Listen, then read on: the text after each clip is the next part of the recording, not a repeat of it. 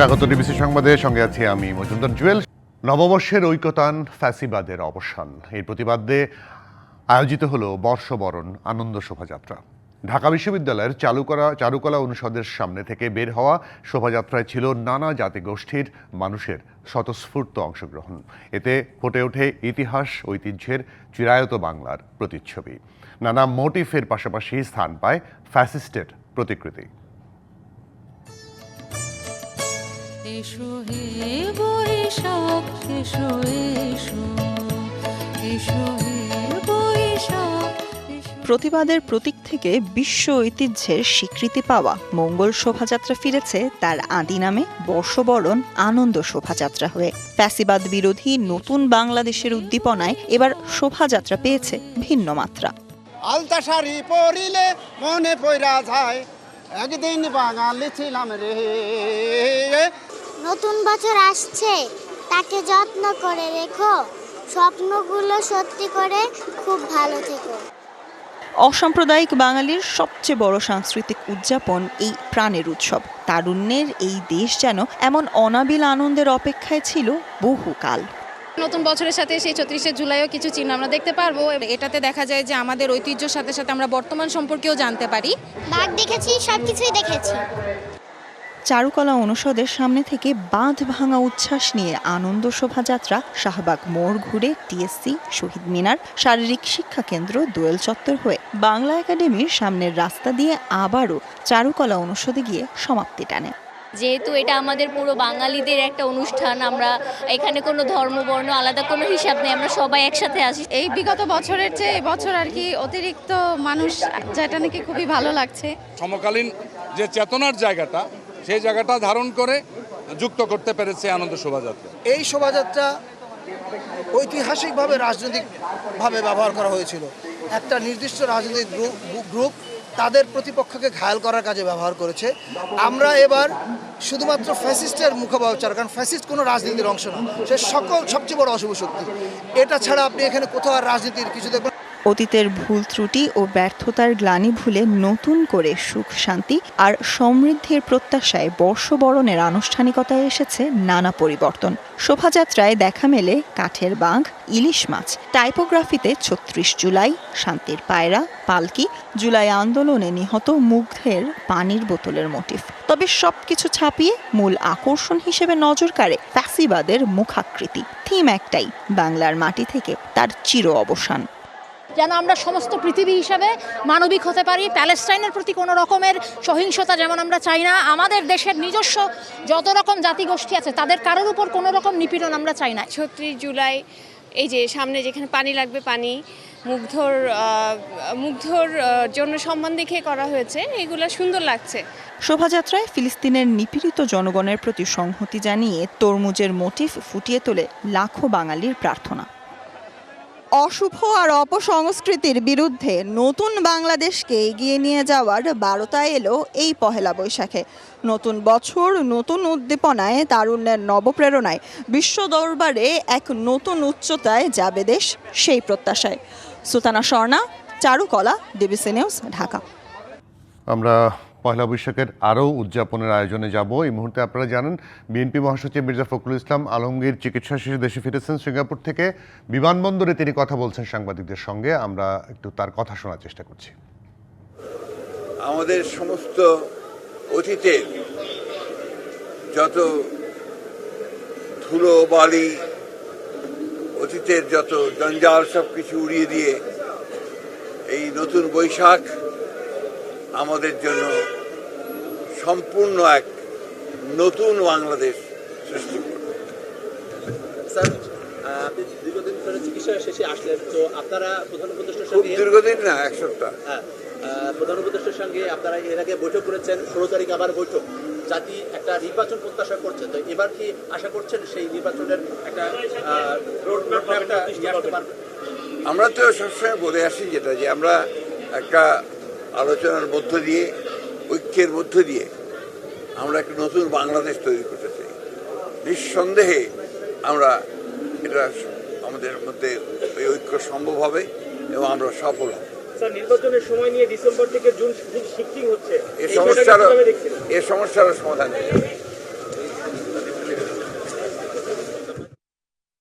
বিমানবন্দরের বাইরে কথা বলছিলেন বিএনপি মহাসচিব মির্জা ফখরুল ইসলাম আলমগীর। আমরা আবার ফিরে যাচ্ছি বৈশাখ উদযাপনের আয়োজনের খবরে। শোভাযাত্রার খবর জানাচ্ছিলাম প্রথমে, আবারও শোভাযাত্রার খবর। এই শোভাযাত্রায় এবার কিন্তু অংশ নিয়েছিল 28টা নৃগোষ্ঠী। পরিবর্তিত বাংলাদেশে উৎসবে যোগ দিয়েছিলেন বিদেশিরাও। ছাত্র জনতার অভ্যুত্থানের পর দেশে যে পরিবর্তনের সূচনা হয়েছে, বাঙালির সর্বজনীন উৎসব নববর্ষের আয়োজনেও পড়েছে সেই প্রভাব। উষ্ণতা আর ঝড়ো বাতাসে নতুন দিনের ডাক দিয়েছে নববর্ষ। বাঙালি মেতেছে সেই উৎসবের রঙে। বাঙালি জাতির সাংস্কৃতিক ঐতিহ্যের একটি অবিচ্ছেদ্য অংশ এই আয়োজন। আনন্দঘন পরিবেশে নতুন বছরকে বরণ করতে ঢল নামে নানা বয়সী নারী পুরুষ, শিশু কিশোরের। ঢাকা বিশ্ববিদ্যালয়ের চারুকলা অনুষদ থেকে শুরু হওয়া বর্ষবরণ আনন্দ শোভাযাত্রা ভিন্ন মাত্রা যোগ করে 28টি নৃগোষ্ঠীর জমকালো অংশগ্রহণ। শোভাযাত্রায় ফুটে ওঠে তাদের নিজস্বতা। আলতা শাড়ি পরিলে মনে পইরা যায়, একদিন বাঙালি ছিলাম রে, একদিন বাঙালি ছিলাম রে। একই জনগোষ্ঠীর একটা অংশকে জেলে বন্দি করে রাখা হয়েছে, আবার আরেকটা অংশকে শোভাযাত্রার সামনে দাঁড় করিয়ে দিয়ে অন্তর্ভুক্তিমূলক একটা অলংকারিক ব্যবহার আমরা দেখতে পেয়েছি। বাঙালির এই আনন্দ আয়োজনে অংশ নেন বিদেশি নাগরিকরাও। রঙিন আনন্দ উৎসবে ভেসেছেন বিদেশি অতিথিরাও। People are very nice and it's lovely to see everything. Very friendly people and it's always happy people. It's an amazing experience. All the people, so much music, so much enjoyment, so many beautiful people. চারুকলা থেকে শুরু হয়ে শাহবাগ, রাজু ভাস্কর্য, শহীদ মিনার, দোয়েল চত্বর ও Bangla academy ঘুরে আবার চারুকলায় এসে শেষ হয় এই আনন্দ শোভাযাত্রা। এবারের আয়োজনে জুলাই গণ অভ্যুত্থানের বিভিন্ন প্রতীকীর ঠাঁই পাওয়াটাকেও আনন্দের সাথে দেখছেন বৈশাখী উৎসবে আগতরা। সবকিছু একটু নতুন নতুনই লাগছে, কারণ এরকম পরিবেশ আগে কখনো দেখিনি। বছরটার জন্য ওয়েট করি যে একটু ভালো ভালো ছবি, সুন্দর সুন্দর মেয়েরা আসবে, তারপরে আমাদের দেশের যে কালচারটা তুলে ধরবে। গত বছর বা তার আগের বছরের চিত্র আর এই চিত্রই বলে দেবে আসলে আমরা কেমন বাংলাদেশের দিকে এগিয়ে যাচ্ছি। আমার কাছে অনেক ভালো লেগেছে, যেটা হয়েছে মানচিত্র বা লড়াই 36শে জুলাইয়ের, আমরা আনন্দিত। এইবারের এই র্যালিটা কিন্তু অন্যান্য বারের চেয়ে ব্যতিক্রম। সব ধরনের মানুষের অংশগ্রহণটা এখানে আছে। 36 বছর পর 36 জুলাইয়ের আদলে নতুন করে পালিত হচ্ছে এবারের নববর্ষ। 1432 সালের এই নতুন নববর্ষে যেখানে ঠাঁই পেয়েছে সমস্ত বাঙালি জাতি, যেখানে নেই কোনো ভেদাভেদ। মাহফুজা বৃষ্টি, ডিভিসি নিউজ, ঢাকা। সকালের আয়োজনগুলোর খবর তো জানালাম, এবার বিকেলেও কিন্তু অনেক আয়োজন হচ্ছে ঢাকার বিভিন্ন প্রান্তে। আমাদের সহকর্মীরা যুক্ত হচ্ছেন, মানিক মিয়া এভিনিউ থেকে যুক্ত হচ্ছেন মঞ্জুমা আফরোজ নীলিমা, এবং রবীন্দ্র সরোবর থেকে যুক্ত হচ্ছেন আরিফুল ইসলাম। শুরুতেই নীলিমার কাছে জানবো কনসার্টের এই মুহূর্তে কি অবস্থা, কারণ জানি যে কনসার্টের পরপরই আবার সেখানে লেজার শো আছে, সেখানে ড্রোন শো হবে। এই মুহূর্তে কেমন দেখছেন?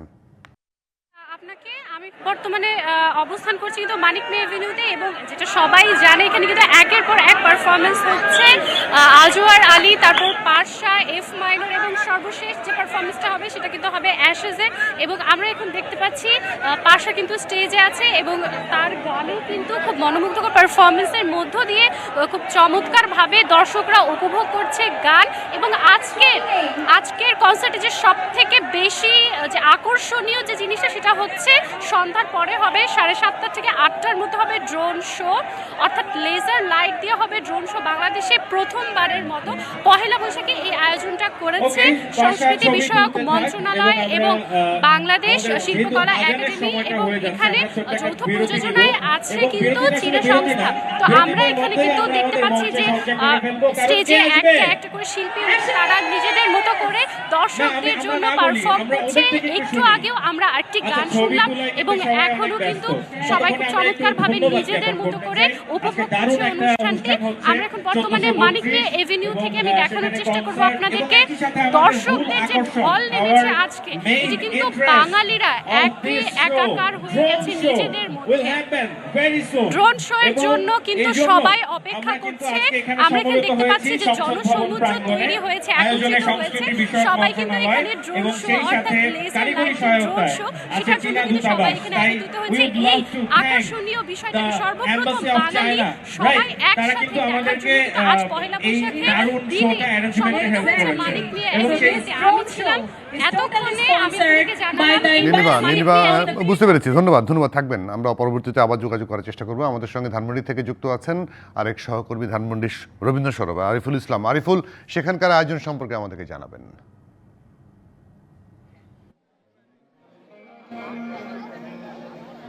বড় ভাই একটু পড়াশোন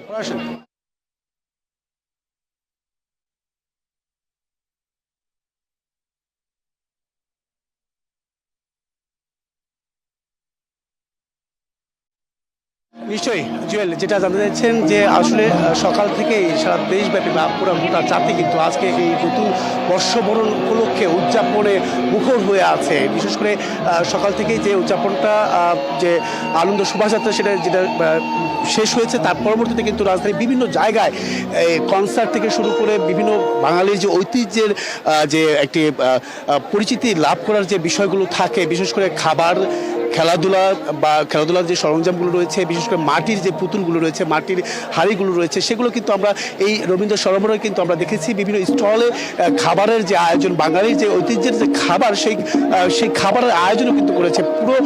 পুরো বলা যায় যে রাজধানীবাসী এই জায়গাটিতে অবস্থান করছে। বিশেষ করে কিছুক্ষণের মধ্যেই আমরা যেটা জানতে পারলাম যে কিছুক্ষণের মধ্যে এখানে একটি কনসার্ট আছে, যেখানে হয়তো বা আসার কথা রয়েছে হৃদয় খান এবং কি পড়শি, এই দুজন আসার কথা রয়েছে। সেই উৎসুক মানে বাঙালি যেটা আসলে আজকের যে বর্ষবরণ, সেই নতুন বছরকে সুন্দরভাবে সব কিছু ভুলে গিয়ে, পুরনো সব কিছু ভুলে গিয়ে নতুন করে আবার নতুন বছর শুরু করবেন, নতুন উদ্যমে শুরু করবেন, সেই বহিঃপ্রকাশটা কিন্তু প্রত্যেকের মুখে বা চোখে আমরা ভাসতে দেখেছি সেই বিষয়গুলো। এখানে আমি যদি একটু জানতে চাই, আপনার কাছে একটু জানতে চাই যে এই নববর্ষটা মানে এবার আসলে কেমন দেখলেন? গণ অভ্যুত্থানের পরবর্তী এবারই প্রথম এই নববর্ষ উদযাপন করছে পুরো গোটা জাতি।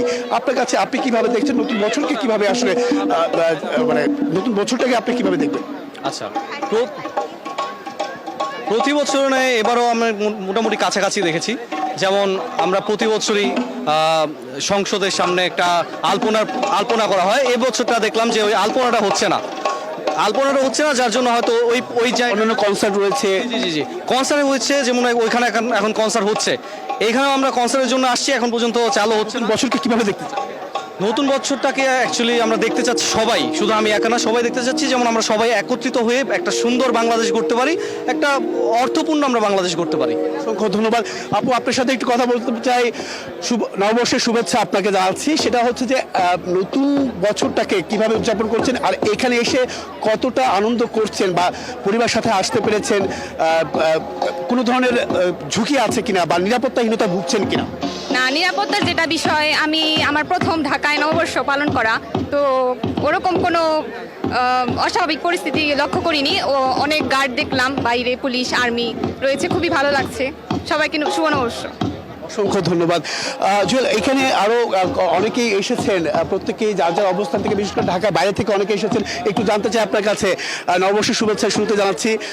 সেক্ষেত্রে দেশবাসীর জন্য বা আপনার এবারের যে আয়োজনগুলো, সেগুলো আসলে কেমন দেখছেন? সকাল থেকেই তো বিভিন্ন আয়োজনে মুখর ছিল রাজধানী, কেমন দেখছেন? কেমন? খুব বেশি গরম আর ভিড়। এই টাইমে কেন সকালবেলা বের হননি? না, সকালে বের হওয়া হয়নি আর কি। আমি এবার বিকালেই বের হওয়াটা চিন্তা করেছিলাম, তাই বিকালে এসেছি। এখানে কেন রবীন্দ্র সরোবরে কেন? রবীন্দ্র সরোবরতে কনসার্টের জন্য। এখানে যে আরো বাঙালি ঐতিহ্যের যে খাবার, বিভিন্ন বিষয়ের যে পরিচিতি লাভ করা, সেটা কি আপনারা করতে পেরেছেন? হ্যাঁ, করতে পেরেছি। দেখেছি এখানে অনেক ধরনের বাঙালি ফুড আছে, অনেক কিছু আছে, বাঙালির ঐতিহ্যও আছে অনেক ধরনের। বাঙালির সংস্কৃতি পরিচয় হচ্ছে নাকি? হ্যাঁ, সংস্কৃতিরও পরিচিতি হচ্ছে আর কি। আরেকটি বিষয় আমি আপনাকে একটু জানিয়ে রাখতে চাই যে এখানে মূলত অনেক অভিভাবক তারা কিন্তু বলেছেন যে যেহেতু এখনকার বাচ্চাগুলো বা শিশু কিশোরগুলো কিন্তু আসলে ডিভাইস মুখী হচ্ছেন, তাই ডিভাইস মুখী থেকে কিছুটা দূরে রাখতে বা বাঙালির ঐতিহ্যের যে সংস্কৃতি, সেই সংস্কৃতির সঙ্গে পরিচয় করে দিতে কিন্তু আজকে এই মেলা বা এই ধরনের উৎসবের আয়োজনে তারা কিন্তু অংশ নিতে পেরেছেন। এই জন্য কিন্তু তারা তারা অনেকটাই খুশি এবং কি তারা বলছেন যে এবারের আয়োজনটা একেবারেই ব্যতিক্রম, যেহেতু গণঅভ্যুত্থানের পরবর্তী প্রথম বর্ষবরণ উদযাপন করছে পুরো গোটা জাতি, তাই তারা প্রত্যাশা করছেন আগামী বছর আরও সুন্দর হবে, সুন্দরভাবে দেশ গড়বে, বৈষম্যহীন দেশ গড়বে, এমনটাই প্রত্যাশা সবার। এই ছিল এখান থেকে জুয়েল সবশেষ। আরিফ, ধন্যবাদ আপনাকে। আরিফের কাছ থেকে আমরা ফিরবো আবার গুলশানে। বিচারপতি শাহাবুদ্দিন পার্কে আছেন আরেক সহকর্মী মহাইমিনুল খান অপু। সেখানকার আয়োজন কেমন দেখছেন, কেমন জমেছে?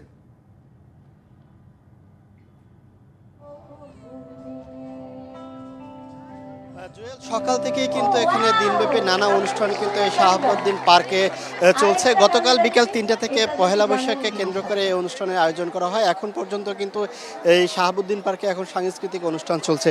তো আমার সহকর্মীকে একটু বলবো তাকে দেখানোর জন্য যে এই শাহাবুদ্দিন পার্কে সকাল থেকে যে সকল নানা অনুষ্ঠান চলছিল তার ভিতরে কিন্তু এখানে শুধু রাজধানী গুলশান বা ঢাকার আশেপাশের যে লোকজনই আছে তা নয়, এবং যেহেতু এটি একটি অভিজাত এলাকা গুলশান, সেক্ষেত্রে কিন্তু দেশের বাহিরের বিদেশিরাও কিন্তু এই পহেলা বৈশাখ উদযাপন তারা কিন্তু দেখতে এসেছেন।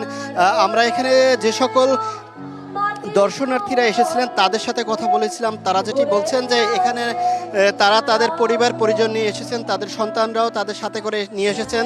যেহেতু ইট পাথরের এই শহরে বৈশাখকে ভালোভাবে তারা পরিচয় করিয়ে দিতে পারেন না, সেক্ষেত্রে কিন্তু এই তাদের সন্তানদেরকে নিয়ে তারা কিন্তু এই বিচারপতি শাহাবুদ্দিন পার্কে এসেছেন। এখানে সকাল থেকে নানা ধরনের কর্মসূচি কিন্তু তারা উদযাপন করছেন। গুলশান সোসাইটির আয়োজনে এই অনুষ্ঠানটি চলছে এখন পর্যন্ত। আরও 1 ঘন্টা ব্যাপী সাংস্কৃতিক অনুষ্ঠান চলবে।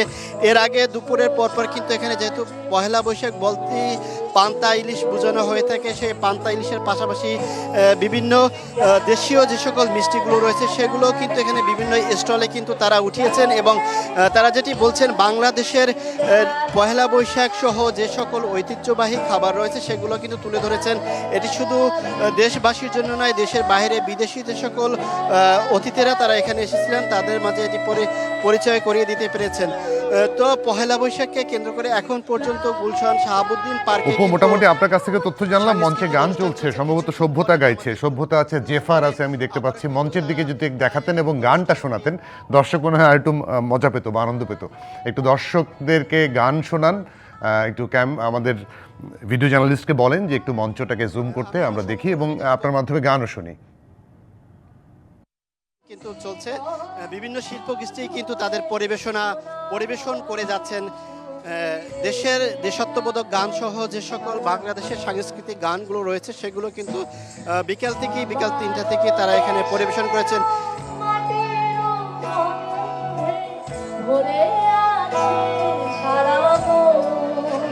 শুধু গানটা ধরেন।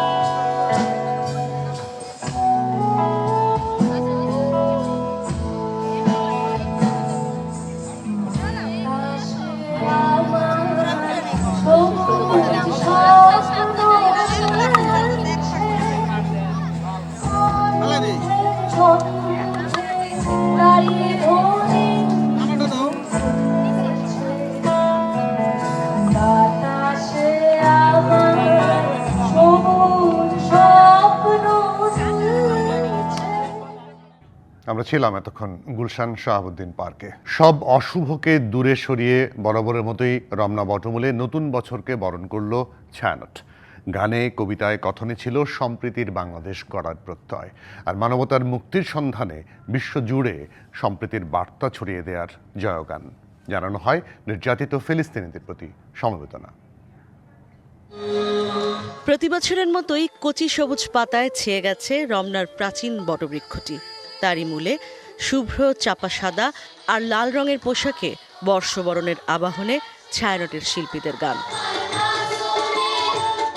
রাগ ভৈরবী দিয়ে শুরু, এরপর চলে রবীন্দ্রনাথ, নজরুল আর লালনের গান।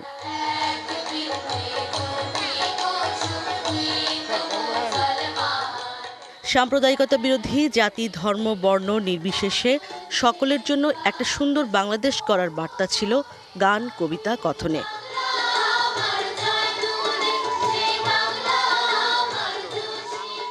উঠে আসে নিপীড়িত মানুষের জন্য সমবেদনা আর আলোর পথে যাত্রার কথাও।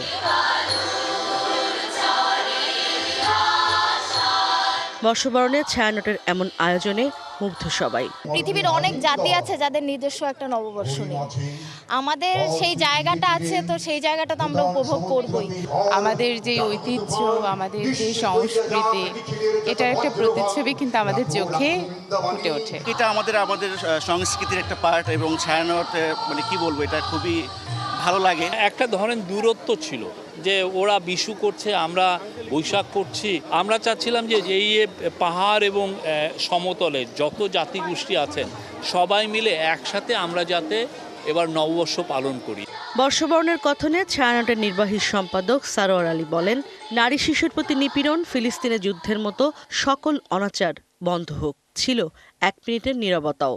বিদ্বেষ, বিভক্তি, নারী ও শিশুর অমানবিক মর্যাদাহানি ও অপরিণামদর্শী অসহিষ্ণুতা, সকল অতৃপ্তির প্রতিবিধানের দায় রাখছে, তবে সমাজকেও সে দায় নিতে হয়। গাজায় ভয়াবহ মানবতার বিপর্যয় এবং গণহত্যা, বিশেষ করে শিশু হত্যার তীব্র নিন্দা জানাচ্ছি আমরা। পরে ছায়ানটের শিক্ষক লাইসা আহমেদ লিসা সাংবাদিকদের বলেন, অনুষ্ঠান আয়োজনে যথেষ্ট সহযোগিতা করেছে প্রশাসন। চাপ ছিল না এবং প্রশাসন ভীষণভাবে আমাদেরকে সহায়তা করেছে। প্রতিদিন সকাল বিকাল তারা খোঁজ রেখেছে এবং সম্পূর্ণ নিরাপত্তার একটা নিশ্চিত করেছে। জাতীয় সঙ্গীত দিয়ে শেষ হয় বর্ষবরণ অনুষ্ঠান। সঞ্জিদা খাতুন ছাড়াই এবার প্রথম ছায়ানটের এই আয়োজন।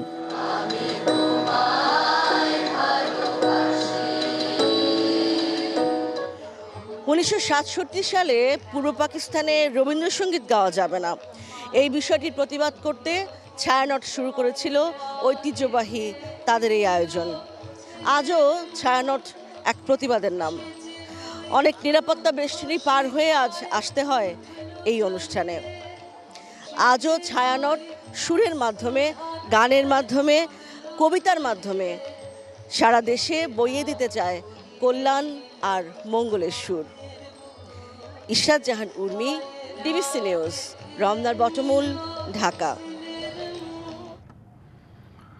পয়লা বৈশাখকে দলীয় সাংস্কৃতিক হাতিয়ারে পরিণত করেছিল আওয়ামী লীগ সরকার, এমন মন্তব্য করেছেন জাতীয় নাগরিক পার্টি এনসিপির আহ্বায়ক নাহিদ ইসলাম। সকালে এনসিপি ঢাকা মহানগরের আয়োজনে পয়লা বৈশাখের সাংস্কৃতিক আয়োজনে একথা বলেন তিনি। এবারই প্রথম হাসিনা মুক্ত, ফ্যাসিস্ট মুক্ত পহেলা বৈশাখ পালন করতে পারছি। বিগত সময়গুলোকে অন্য সব কিছুর মতো পহেলা বৈশাখকেও একটি সাংস্কৃতিক দলীয় হাতিয়ারে পরিণত করেছিল বিগত রেজিম। রাষ্ট্রযন্ত্রের যেসব বিষয় সংস্কার প্রয়োজন, যেসব বিষয় সংস্কার না হলে আবারও সাংবিধানিক কাঠামোতে স্বৈরতন্ত্র ফিরে আসবার সুযোগ পায়, সেসব বিষয়ে অবশ্যই অন্তর্বর্তীকালীন সরকার সংস্কারের উদ্যোগ গ্রহণ করবে এবং পরবর্তী যে কোনো সরকার সেই সংস্কারকে চালু করে নিয়ে যাবে। ক্লিক সিলিং ফ্যান, বিভিন্ন মডেলের কত ডিজাইন, এতে আছে ইউনিক ডিজাইনের অ্যালুমিনিয়াম ব্লেড, তাই বাতাস ছড়ায় প্রতিটি কোণায়। ক্লিক ফ্যান, প্রশান্তির হাওয়া ছড়িয়ে যাবে সবখানে। নববর্ষে মানুষের আকাঙ্ক্ষা ভোটের অধিকার ফিরে পাওয়া, এমন মন্তব্য করেছেন বিএনপির সিনিয়র যুগ্ম মহাসচিব রুহুল কবির রিজভী। তিনি সরকারকে হুঁশিয়ারি দিয়ে বলেন, নির্বাচন নিয়ে কোনো টালবাহানা চলবে না। রাজধানীর পরিবাগে আলোচনা এবং সাংস্কৃতিক অনুষ্ঠানে এই মন্তব্য করেন তিনি। আসল যে কাজ, যার জন্য 15 বছর 16 বছর আমাদের লড়াই, এখনও সেটি নিশ্চিত হয়। আমরা হয়তো সেটা নিশ্চয়তার পথে আমরা এগোচ্ছি, কিন্তু আমাদেরকে সেটি নিয়ে টালবাহানা করা চলবে না। নববর্ষের জাতির আকাঙ্ক্ষা মানুষের ভোটাধিকার ফিরিয়ে দেওয়া। ছাত্র জনতার অভ্যুত্থানে পতিত আওয়ামী লীগ সরকারের মৃত্যু ঢাকায় এবং দাফন দিল্লিতে হয়েছে বলে মন্তব্য করেছেন বিএনপি স্থায়ী কমিটির সদস্য সালাউদ্দিন আহমেদ। বিকেলে রমনায় জাসাসের বৈশাখী সাংস্কৃতিক অনুষ্ঠানে তিনি বলেছেন, ছাত্র জনতা সহ সব শ্রেণী পেশার মানুষের অংশগ্রহণে ফ্যাসিস্টের পতন হয়েছে, যা দক্ষিণ এশিয়ার ইতিহাস হয়ে থাকবে। বাংলাদেশে আওয়ামী লীগের অপরাজনীতির বিলুপ্তি হয়েছে। আওয়ামী রাজনীতির মৃত্যু ঢাকায়, দাফন হয়েছে দিল্লিতে। এই বাংলাদেশের আবহমান কালের লালিত যে সংস্কৃতি, পালিত যে সংস্কৃতি এবং ধর্মীয় মূল্যবোধের সংস্কৃতি, তাকে বিকৃত এবং বিস্মৃত করতেই মঙ্গল শোভাযাত্রার প্রচলন করেছিল 1996 সাল থেকে আওয়ামী লীগ। এবারে ঢাকার বাইরের বৈশাখ উদযাপনের খবর জানানোর চেষ্টা করব। আমাদের সহকর্মীরা যুক্ত হবেন। খুলনা থেকে যুক্ত হচ্ছেন আমিরুল ইসলাম এবং সিলেট থেকে যুক্ত হচ্ছেন নয়ন সরকার। দুজনকে পেয়েছি আমরা। শুরুতেই আমিরুল ইসলাম, আপনার কাছে জানি সেখানকার আয়োজন সম্পর্কে।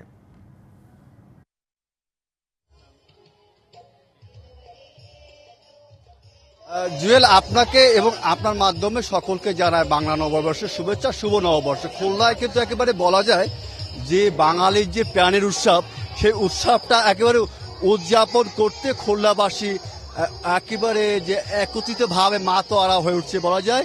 যেমন আনন্দ শোভাযাত্রা বলেন, লোকজ সাংস্কৃতিক অনুষ্ঠান বলেন, এবং যে এখানে খুলনা হাদিস পার্কে জেলা প্রশাসনের পক্ষ থেকে যে মনোজ্ঞ সাংস্কৃতিক অনুষ্ঠানের আয়োজন করা হয়েছে এই বর্ষবরণকে উদযাপনকে কেন্দ্র করে। এবং এখানে শুধুমাত্র যে বিভিন্ন খুলনা মহানগরীর যে সাংস্কৃতিক গোষ্ঠী রয়েছে তারা যেমন সঙ্গীত পরিবেশন করছে, অনুরূপভাবে এখানটায় কিন্তু লোকজ মেলার আয়োজন করা হচ্ছে। তার কারণে যে বলা যায় যে সব বয়সী যে মানুষরা রয়েছেন তাদের একটা বর্ষবরণ উৎসবে কেন্দ্র করে একটা উৎসবে পরিণত হয়েছে। এবং এখানটা শুধুমাত্র ধর্ম বর্ণ নির্বিশেষে সকলের একটা প্রাণের উৎসব যে বৈশাখ, সে বৈশাখটা উদযাপন করছে। এবং এখানটা মেতে উঠেছে মানুষরা।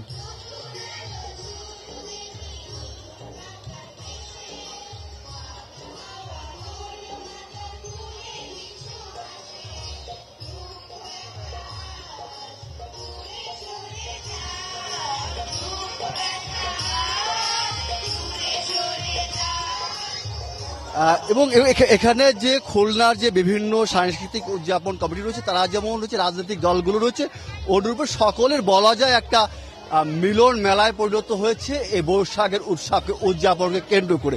এটাই ছিল সর্বশেষ অবস্থা। জুয়েল, আমিরুল ইসলাম, ধন্যবাদ। এবারে সিলেটে যাব। সিলেট বিজ্ঞান ও প্রযুক্তি শাহজালাল বিজ্ঞান ও প্রযুক্তি বিশ্ববিদ্যালয় থেকে যুক্ত হয়েছেন সহকর্মী নয়ন সরকার। নয়ন, সেখানকার আয়োজন কেমন দেখছেন এবং মানুষের উপস্থিতি কেমন?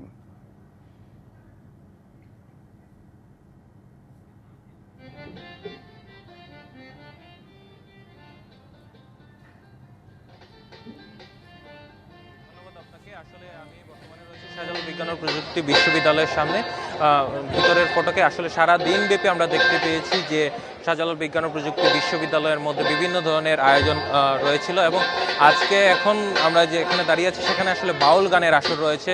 একটু পরেই আসলে বাউল গান ইতিমধ্যে শুরু হয়ে গেছে। শিক্ষার্থী সহ প্রত্যেকেই আমরা দেখেছি যে নানা বয়সের মানুষজন এখানে এসেছেন এবং বাউল গানের আসরে এসে গান উপভোগ করার জন্য তারা আসলে অপেক্ষা করছেন। ইতিমধ্যে আমরা দেখতে পেরেছি যে তারা এখানে বসে আছেন এবং গানের জন্য অপেক্ষা করছেন। আমরা সরাসরি আর কি দেখানোর চেষ্টা করছি, আসলে তারা সরাসরি আমরা গানে চলে যাচ্ছি।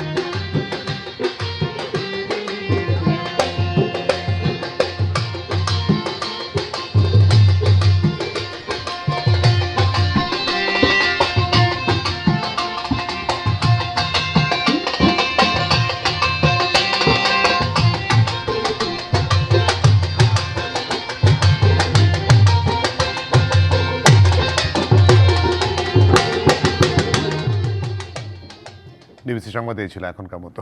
ডিবিসি নিউজের সংবাদগুলো পড়তে ভিজিট করুন dbcnews.tv আর ভিজিট করুন ডিবিসি নিউজের ফেসবুক পেজ এবং ইউটিউব চ্যানেল। সঙ্গে থাকবেন।